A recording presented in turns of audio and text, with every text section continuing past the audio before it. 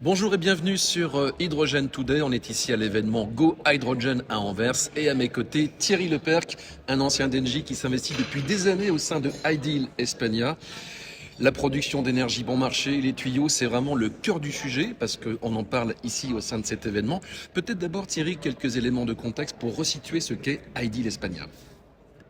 Ideal, c'est une histoire qui commence à avoir du temps, depuis 4 ans, qui a commencé avec une vision qui est celle de construire un système de production d'hydrogène à grande échelle. Et c'était un pari à l'époque. Oui, répondant aux besoins du marché, c'est-à-dire répondre aux attentes des clients principalement, c'est-à-dire d'avoir un hydrogène qui soit compétitif. C'est la vision de l'origine. Et on a réuni dans un premier temps un groupement de 30 entreprises couvrant l'ensemble de la chaîne de valeur, upstream, midstream, downstream, production, transport et stockage et consommation industrielle, pour faire ce design de système. Donc ça, c'est 2020-2021. On a une deuxième étape qui va durer 2 ans entre 2021 et 2023, cette fois-ci avec un nombre plus restreint d'entreprises au nord-ouest de l'Espagne, 10 millions d'euros à peu près qui ont été investis dans une étude de faisabilité, étude environnementale sur une quinzaine de sites de production d'hydrogène solaire dans le nord-ouest de l'Espagne. On a travaillé avec 3 entreprises de majors de l'ingénierie pour faire les premiers designs.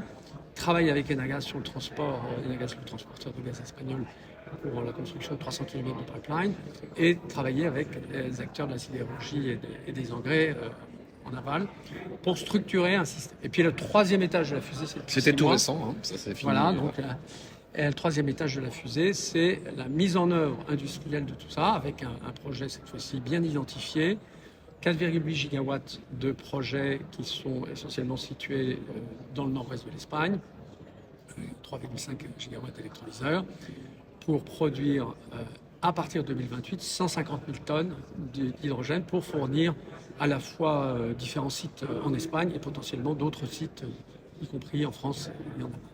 Alors là, on parle de l'Espagne, mais il y a déjà la connexion qui se fait avec le sud de la Méditerranée. Pourquoi Il y a plusieurs raisons à ça. Et la première raison, c'est un impératif de marché. L'impératif de marché, c'est que nous ne sommes pas dans un monde suspendu, nous sommes dans un monde de l'énergie où il y a des marchés, des références de prix.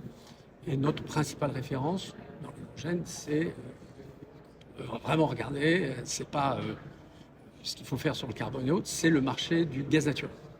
Qu'est-ce qui s'est passé sur le gaz naturel depuis maintenant à peu près 12 mois? C'est qu'on a eu une baisse continue des prix. Et on est revenu, pour la référence du TTF aux Pays-Bas, aux alentours de 25 € du mégawattheure. C'est quasiment les prix qui existaient avant non seulement avant l'Ukraine, mais aussi avant le Covid. Et ça veut dire quoi? Ça veut dire que 25 € du mégawattheure, ça veut dire 1 € du kilo d'hydrogène. Imaginez la comparaison. Alors même si on a une valeur carbone sur le produit, une valeur supérieure, enfin, est-ce que ça veut dire que les clients sont prêts à payer beaucoup plus que 2 € du kilo? Peut-être pas. Il y a aussi une autre question. Y a-t-il des milliards, dizaines de milliards, centaines de milliards de subventions? Bon, on en discute dans cette conférence. L'argent n'est pas là, en fait. Et ce qu'on peut entendre de nos grands argentiers, c'est que le quoi qu'il en coûte est aujourd'hui terminé. Et donc, on a cette pression, dire mais où va-t-on produire cet hydrogène encore moins cher? Donc nous, on optimise les coûts sur le projet espagnol. Il est clair que il y a des ambitions, plus au Maroc, sud, par exemple. Plus au sud, c'est-à-dire au Maroc et en Mauritanie. En Mauritanie, j'y étais une semaine avec le président de la Commission européenne et avec le président du gouvernement espagnol. Ça fait l'objet d'une réunion avec les Mauritaniens et qui ont même signé pour plus de pas loin de 100 gigawatts, parce qu'il y a eu peu de projets de production d'hydrogène. Et il est sûr que la ressource solaire et en partie aussi éolienne qu'il y a dans cette partie du monde, qui est finalement relativement proche de l'Europe, est imbattable si on veut atteindre ce Graal qui est l'hydrogène compétitif, celui sur lequel, à la base duquel on peut signer des contrats de long terme. Donc les choses avancent et ce qui manque maintenant bien sûr c'est les pipelines, c'est l'infrastructure. Il faut que ça aille vite aussi. Sur les pipelines, on a une bonne nouvelle, c'est que au moins en Europe, le train est parti. Ça, c'est vrai. Est parti. Pourquoi? H2Med. Alors H2Med en est un exemple, mais vous avez aussi une réglementation européenne qui dit qu'à partir de septembre, partout en Europe, on doit avoir désigné des opérateurs de transport d'hydrogène.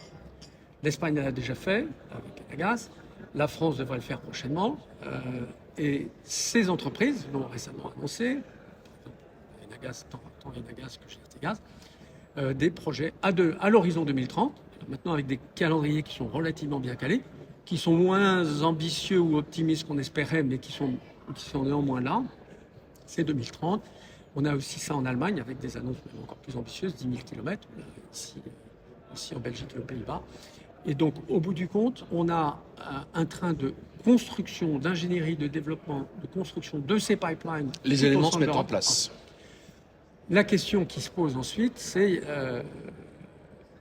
s'il y a une connexion avec le nord de l'Afrique, qui va les construire. Alors, on a déjà une mobilisation de l'ONIM, l'Office national des hydrocarbures marocains, qui, lui, a déjà un gros projet de pipeline autour d'Afrique et qui a annoncé dans un événement qu'on a organisé récemment à Marseille son ambition de fournir en Europe, donc via l'Espagne, des quantités très importantes d'hydrogène. Donc ce train-là monte, mais c'est vrai qu'il prend du temps, parce que c'est des infrastructures, c'est des investissements à milliards, voire dizaines de milliards si on prend le total.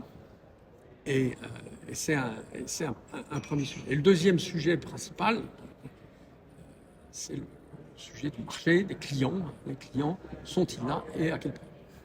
En tout cas, le train est parti, c'est une bonne nouvelle et les échanges se font entre le Nord et le Sud. C'était depuis Anvers l'interview avec Thierry Lepèrc de Ideal Espagna. Merci Thierry. Merci.